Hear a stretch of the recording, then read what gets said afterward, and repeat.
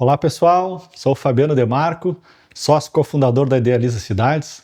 Hoje estou aqui com o Thiago e com a Inayá do escritório de arquitetura Super Limão para mais um episódio da nossa série de videocasts que antecedem ao lançamento do Parque Una São José dos Campos. O nosso primeiro lançamento residencial logo estará aí na cidade de São José dos Campos. Muito bem-vindos. Obrigado.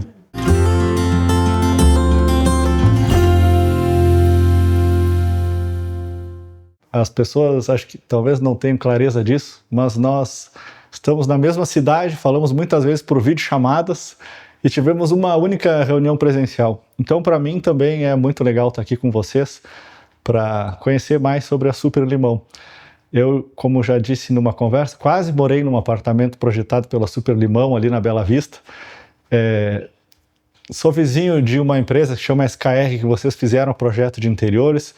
E muitas vezes tive contato com a marca, com o trabalho de vocês, e que me fez chegar a vocês pela qualidade do trabalho, que eu percebi em diversos projetos.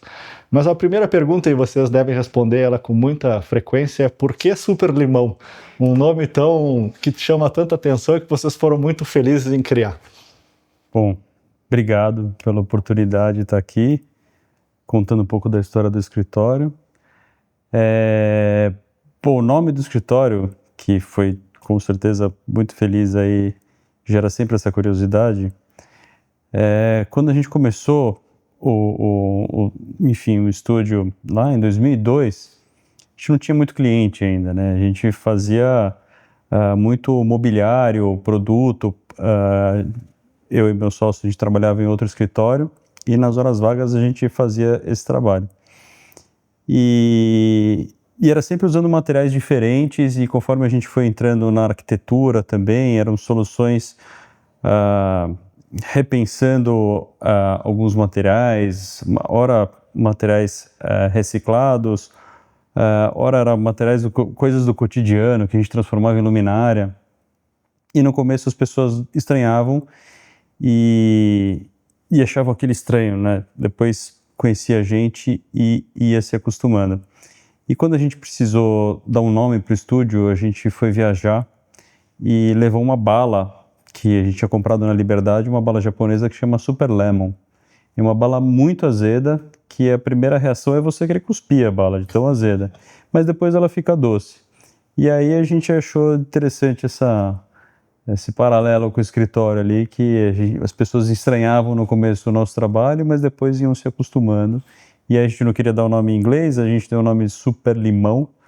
Era bem difícil assim com um tio, todo mundo pergunta 2, 3 vezes no telefone o que é. Mas acho que a hora que ele grava ali, as pessoas não esquecem mais. É verdade.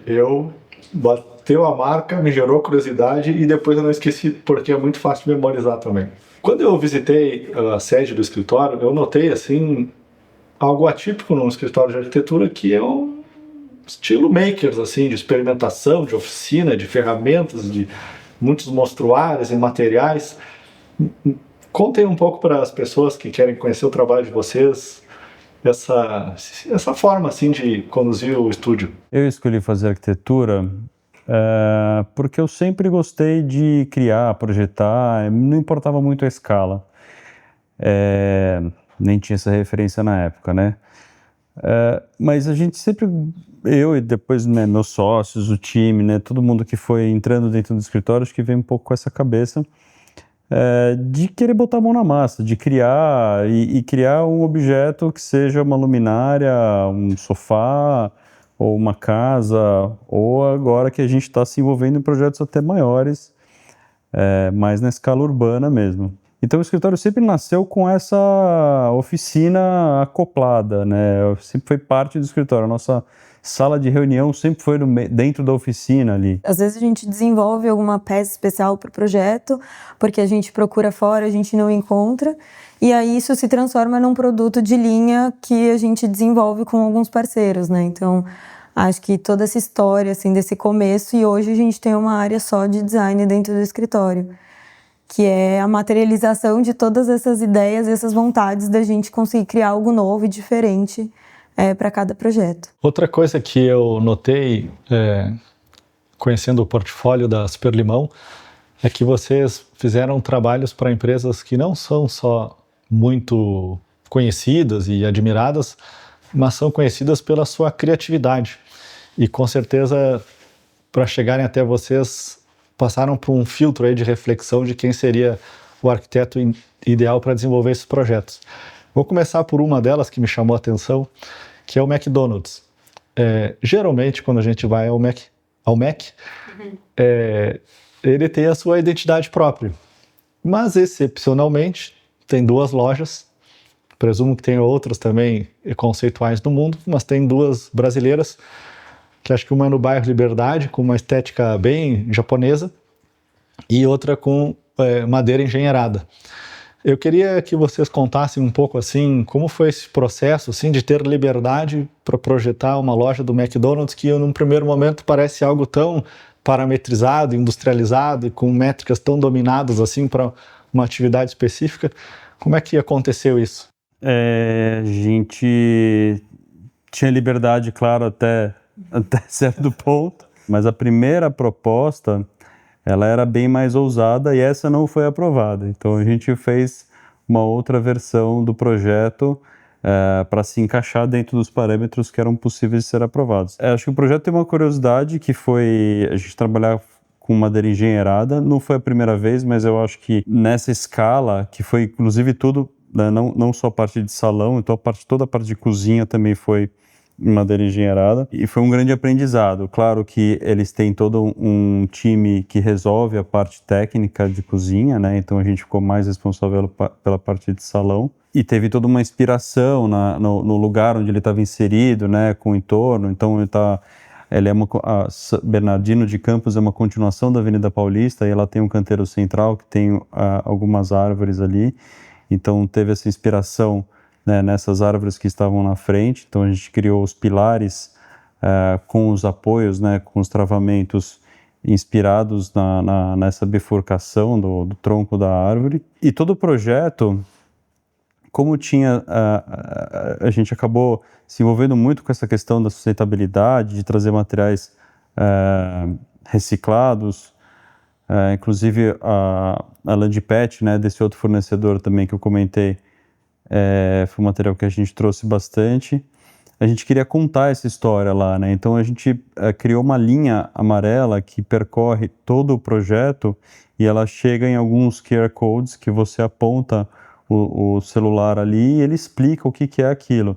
Então ele explica o que é o brise, ele explica o que é o revestimento, tem um pedaço da madeira que está cortada para você conseguir ver que ela que ela é de madeira por trás.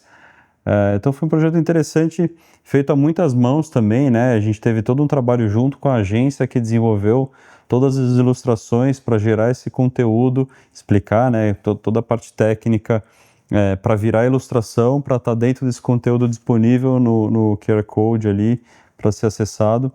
E muito interessante porque o McDonald's é um lugar que passa muita gente, né? Então a gente consegue levar esse conhecimento para também todos os visitantes que param lá para comer. Então foi um projeto muito legal nesse sentido. E tá lá funcionando, tá a madeira funcionando também, então ficamos muito felizes com o resultado dele. Outra empresa que me chamou a atenção que vocês desenvolveram um projeto e que muito se reflete mundialmente sobre a forma de trabalhar, híbrido, presencial, remoto.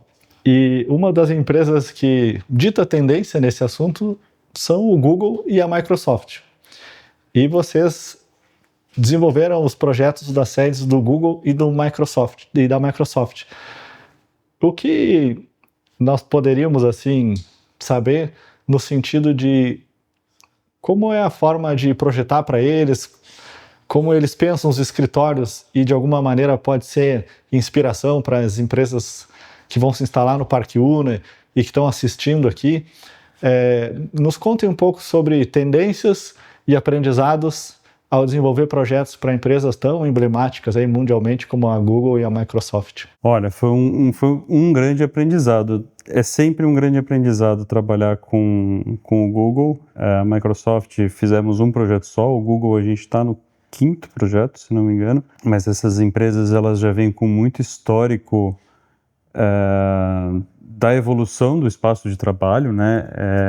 A Microsoft, por exemplo, acho que até antes do Google, nós fomos para Seattle visitar o complexo deles lá, que são mais de 120 prédios, é uma cidade, e eles têm desde o prédio 1 construído até hoje. E o prédio 1, ele refletia muito o que eles acreditavam na época, que era o que a arquitetura responderia ao espaço de trabalho, né? Com um computador, uma sala, então cada usuário teria uma sala. Então o prédio ele era uma espécie de uma estrela, porque você tinha que levar iluminação natural para todas as salas. Então eles tinham muitas reentrâncias assim para ter janelas. Esse prédio está lá até hoje, ele é um pouco estranho perto dos outros, mas eles usam de uma forma até divertida. Não, eu acho que foi uma grande escola, assim mesmo. Acho que a gente teve contato com materiais muito ricos, desde a cor que a gente podia usar, né, para cada uma das áreas, até a forma da mesa que é o melhor para acústica. Então, acho que foi um grande aprendizado, assim. Uma das coisas legais, assim, principalmente da Microsoft, é que quando a gente começou a fazer, eles queriam que tivesse o Brasil representado no escritório, né? E isso foi muito legal, assim, porque a gente tinha toda uma bagagem técnica e de conhecimento de anos do que eles já tinham feito, mas a gente com a vontade de tropicalizar para o Brasil e da gente representar o Brasil dentro do escritório. E eles foram super abertos a isso, né? E a gente conseguir conciliar essas duas vontades, né? Tanto a técnica de funcionar e dentro de todos os padrões internacionais e conseguir trazer isso para uma arquitetura brasileira. Acho que isso foi um ponto muito positivo do projeto. E eu acho que é isso que o Ti comentou, a gente aprende a cada mês, né, que a gente está trabalhando nesses projetos. A qualidade que tem de arquitetura e de exigência desses clientes faz a gente querer cada vez mais projetar melhor e com mais qualidade. Então, acho que criou uma bagagem muito importante para a gente. E que se reflete em todos os projetos, né? Não só nos de escritório. Acho que quando a gente desenha um coworking, por exemplo, de uma incorporação, a gente tem todo esse conhecimento e a gente usa desse conhecimento dessas outras tipologias que a gente trabalha. Mas vamos então começar ao que as pessoas querem mesmo saber aqui. Aliás, querem mesmo não, querem muito saber, e que é o primeiro projeto da Super Limão com a Idealiza em São José dos Campos. Como é que se deu esse primeiro contato, a Idealiza, a Super Limão, como aquele primeiro insight quando a gente se depara com o terreno, com o projeto? Diferente de outros projetos, esse tem a escala grande, a média, pequena, e para iniciar o projeto vocês tiveram uma apresentação aí da escala grande, que é o bairro planejado. Nos contem um pouco aí como foram esses primeiros contatos com o Parque Una São José dos Campos. Olha, a gente, enfim, ficou muito animado, com certeza, com o projeto. Já conheci o trabalho da Idealiza. E pensar, né, a gente, nesse projeto, nosso escopo está na parte de interiores, mas pensar o projeto de interiores como uma extensão dessa ideia toda, né, de criar um bairro todo, né, e vendo aqui essa vista aérea que a gente tem, de onde a gente está, conseguir imaginar isso num terreno tão valorizado, né, tão bem posicionado aqui, pensar nesse tratamento que vai ser dado nesse espaço todo, né, aberto para as pessoas, e o nosso projeto ser uma continuidade disso, eu acho que é uma coisa muito, enfim, dá uma emoção assim para trabalhar, porque eu acho que é um projeto muito bacana que está sendo feito aqui, que eu acho que traz um bem para a cidade, que eu acho que são poucos lugares que se consegue fazer isso, né? Nós temos uma folha em branco encravada numa das 20 maiores economias brasileiras, com potencial de adensamento, com índice 4, e para quem gosta de cidades é uma grande responsabilidade, mas uma grande motivação também desenvolver um projeto nessa escala. E vocês, assim como citaram aí que o Google queria se abrasileirar para vir para o Brasil, eu notei também que vocês levaram em consideração o contexto para desenvolver o projeto. E numa das primeiras imagens lá, eu lembro que o rio e a serra foram inspirações para vocês. Vocês podem contar aí, já dando um pouquinho de spoiler, quais foram as inspirações e que se refletem depois nos desenhos e nas cores do projeto? Eu acho que quando a gente começa um projeto numa cidade fora, né, de São Paulo, onde a gente está mais acostumado, onde a gente vive, a gente se preocupa muito em estudar o entorno, estudar o terreno. E principalmente aqui, que a gente tem a oportunidade de fazer um projeto de áreas comuns e um prédio que não está num terreno pequeno no meio da cidade, né? A gente tem todo esse contexto no entorno para trabalhar, é muito enriquecedor, eu acho que para o projeto como um todo. E a gente estuda muito a região que ele está inserido, o que a gente tem de vistas, o que a gente gosta, né, o que a gente gostaria de valorizar. E aí, quando a gente começou a estudar tanto o material, né, do Parque Uni, que vocês fizeram um compilado incrível de todo esse projeto, né, como um todo, para a gente se embasar no nosso projeto nele, a gente viu pontos de interesse que a gente achava legal trazer para dentro do nosso projeto. Então, assim como o parque, ele olha para a cidade, ele olha para as pessoas que estão em volta, para a Serra da Mantiqueira, que tem, né, uma presença muito forte na região onde a gente está, a gente se inspirou nisso, né, na natureza, em todos esses elementos que fazem com que esse terreno seja um terreno importante, um terreno incrível, onde a pessoa vai ter muita qualidade de vida. Então, foi muito nesse olhar que a gente se embasou, né, no trajeto que vocês já fizeram, né, de todo esse estudo do Parque do Una e da região onde a gente está, do que a gente tem em volta, né, e como a gente consegue trazer isso para um bem-estar do usuário e do morador que vai frequentar o nosso empreendimento. Então, podemos afirmar que assim como o Google vestiu a alma brasileira, o primeiro projeto da Super Limão vestiu uma alma da Mantiqueira? Com certeza. Acho que é uma boa explicação. Nós fizemos um episódio com o urbanista, um episódio com o arquiteto e agora com a Super Limão. E eles explicaram que normalmente, muitas vezes, né, não normalmente, os térreos são ocupados por vagas de estacionamento e fica o hall de entrada ali fazendo divisa com o espaço público. No caso, a Ideia 1 explicou que todo o térreo ele é permeável, com acho que mais de 30 lojas. E não há nenhum carro, nem no sobresolo e nem no térreo. Eles estão acomodados em 3 subsolos. E as áreas comuns, que em muitos projetos ficam em cima dos edifícios garagens, que é o lugar mais eficiente de se acomodar economicamente falando, foram distribuídos nos lugares mais nobres, ou no middle rooftop, com vista para o parque, ou no último andar, que provavelmente pudesse ser uma cobertura e passei a ser um espaço comum. E eles explicaram, então, que tem a intervenção da Super Limão, portanto, nas áreas condominiais, o térreo, um andar intermediário, um já mais próximo do topo, e o cume do projeto, que seria o rooftop mesmo, com as áreas comuns. Pode explicar o programa que foi entregue para a Super Limão desenvolver?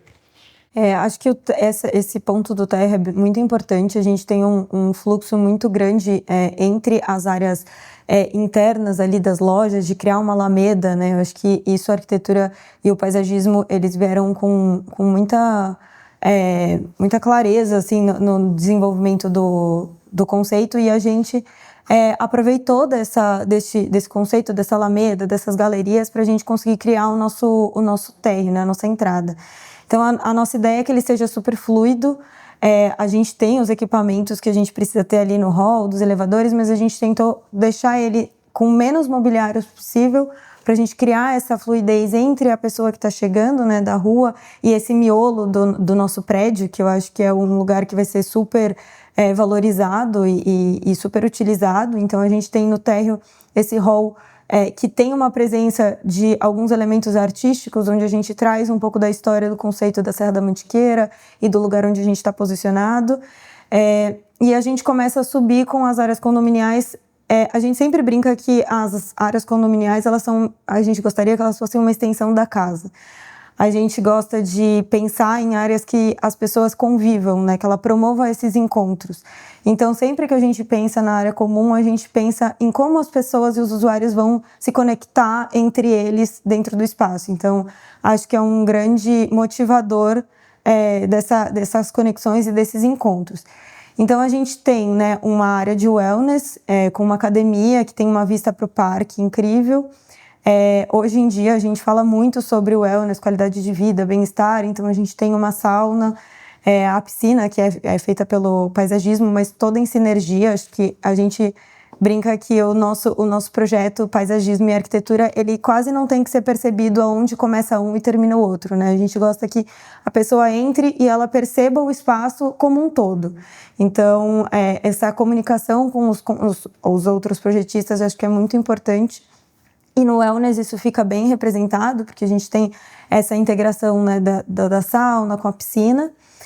A gente subindo mais um pouco, a gente tem uma área de coworking, né, que a gente tem perto ali da brinquedoteca, então que acontecem esses usos meio que, óbvio que separados por uma questão de funcionalidade. A mãe e o pai podem estar trabalhando no notebook ali e a criança um olho tá na criança no play. Mas todos esses ambientes com algumas características especiais, né, de cada um deles. Na brinquedoteca a gente fez uma brincadeira de trazer aí a referência do parque da cidade que a gente tem aqui, que é bem importante.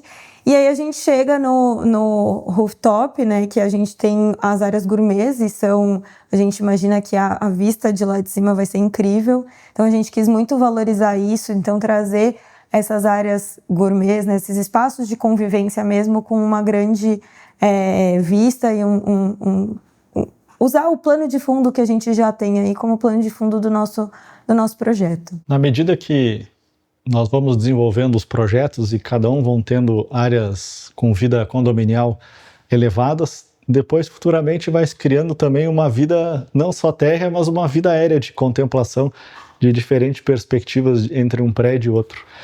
E nós sabemos que é menos eficiente fazer uma torre com volumetria, vamos dizer assim, com pavimentos tipos diferentes. O que é mais eficiente para o incorporador, para a planilha lá, é repetição, que são aqueles retângulos e que as pessoas, às vezes, quando se completam o ciclo de retângulos, não são tão felizes com o resultado final. E esse projeto ele tem oscilações volumétricas, a Ideia 1 nos apresentou no episódio anterior, mas que também permite oportunidades e potenciais para desenvolvimento dessas áreas comuns. Outra coisa que é comum as pessoas sempre desejarem os andares mais altos. E até as próprias incorporadoras às vezes vão subindo o andar conforme a altura. Mas, depois estudando e aprendendo com os arquitetos, um livro que me fez repensar sobre as alturas foi do Yangel, que menciona que as melhores visuais ali são no 8º andar, 10º, 11º, principalmente quando se tem um terreno de frente para o parque, como é o caso do terreno que nós desenvolvemos o projeto. E as áreas comuns, principalmente a piscina, está nesse 9º andar, de frente para o parque. Então as pessoas vão estar ali numa borda infinita, no 9º andar, que é a relação melhor de ângulo de vista. Vocês concordam que esses andares intermediários muitas vezes podem ser melhores que o 20º, 25º andar? Você ter esse contato, né, com a escala da praça, né, você conseguir entender o que está acontecendo na praça, tá mais próximo da Copa das Árvores. Eu acho que tem um cuidado muito bacana do projeto em posicionar isso dentro da torre ali para conseguir ter esse aproveitamento melhor. Acho que é uma relação diferente, né, de quem está na cobertura, que eu acho que olha mais longe, olha mais para o horizonte, para o que está acontecendo, né, no nosso caso aqui, a gente está voltado mais para a Serra da Mantiqueira. Mas, sem dúvida, eu acho que mais o miolo do prédio compartilha mais essa visão da praça, né, dessa área central ali. E fora que é muito mais curioso, né? Você vê o que está acontecendo na praça. E, Nayas, considerando que tu fosses morar no edifício e as áreas que vocês projetaram, qual que tu achas que tu frequentarias mais? O spa, com certeza. O spa? A piscina com a vista, acho que a sauna ali, acho que ficou um espaço bem agradável, bem confortável. E tu, Thiago? Eu gostei do rooftop lá Do gourmet lá no último andar? Gourmet. A gente gosta de projetar, né? A gente brinca como a gente usa o espaço, né? Então, onde vai estar o gelo, onde vai estar a carne, onde vai estar a bebida, onde a gente vai sentar. Acho que a gente gosta de projetar... Como se fosse pra gente. Como se fosse pra gente. Ficou boa essa distribuição, porque eu usaria o coworking no andar intermediário. Pô, mas aí a gente não ia se encontrar.